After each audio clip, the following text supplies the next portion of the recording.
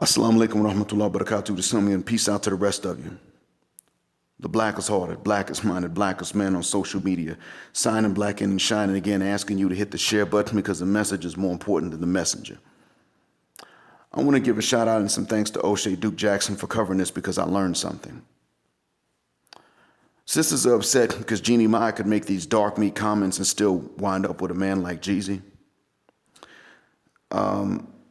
O'Shea Duke Jackson quoted her verbatim so that we could see exactly how racist her comments were not. First off, she was answering the question for someone else. Secondly, she did not actually insult black men for being black, but she insulted men for being meat. That's what she really did, to be honest with you. Dark meat is good, it's on the side. That was a bit of an insult to black men, but it's one of those, it's that long-term insult, short-term compliment. You know, oh yeah, y'all are good sexually, but not for much else. That's exactly what African-American women have been saying. Exactly what they've been saying. Dark-skinned men are alpha in the bedroom, physically dominant, but they don't have the resources. And lighter-skinned men aren't even men.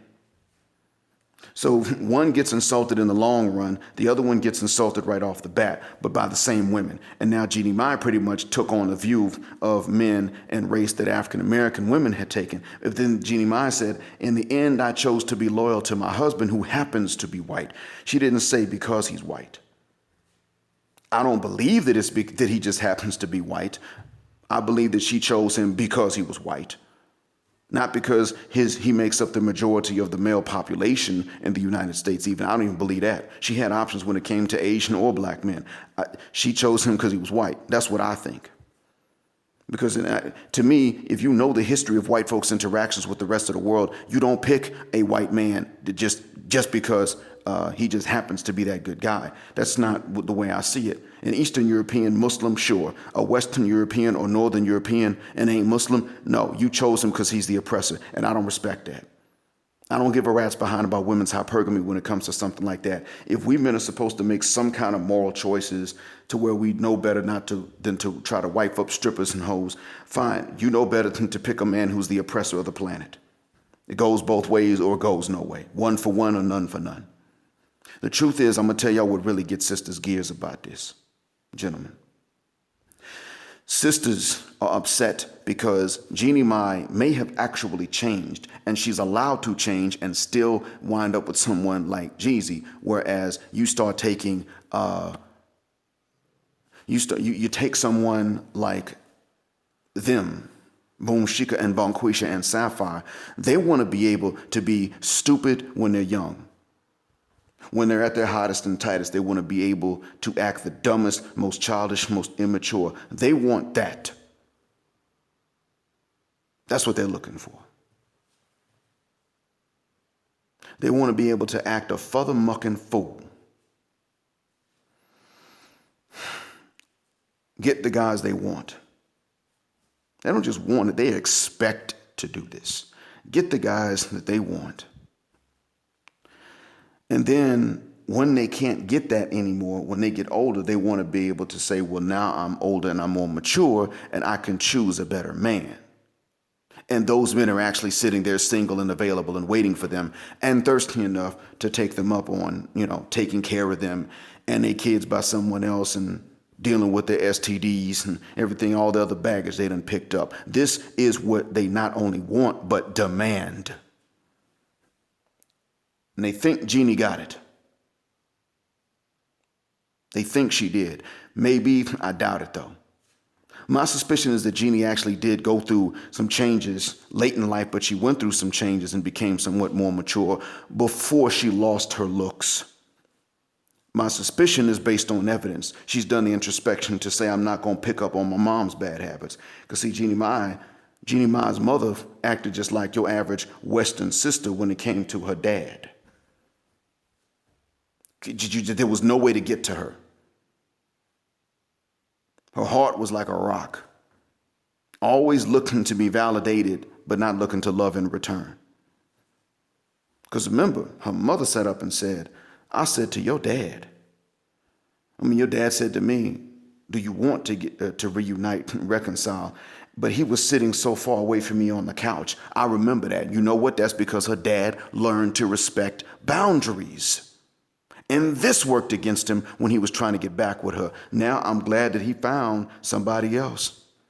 And she found Uncle Ted. Okay, well, it worked. Great, fine, it worked. Hopefully.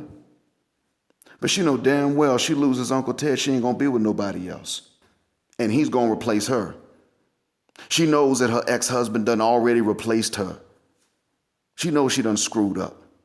Jeannie Mai has been through this and pretty much said, she sounds like someone that's been through a change. She's pretty much said, I'm gonna go ahead and submit. I didn't submit to that white husband, but I'm gonna go ahead and submit to Jeezy, even though she ain't looking for chillins. And that's the other thing. Now, O'Shea said that he bailed her out, and he may have. However, this is a case where he's already got his babies. He don't need no more. And she ain't looking to have none. So in that case, there's an agreement. I'm actually happy that they found each other in this case because of that. Because I could tell you now, for me, oh, no. That ain't the way that works. All these career ladies that really ain't looking to have, spit nobody out, they still looked at me and said, I'm too good for him. And it wasn't because they actually were. It was because they still needed some validation from their friends. And as I've said, you can't get that dating my phenotype in Black America. It's not how that works. So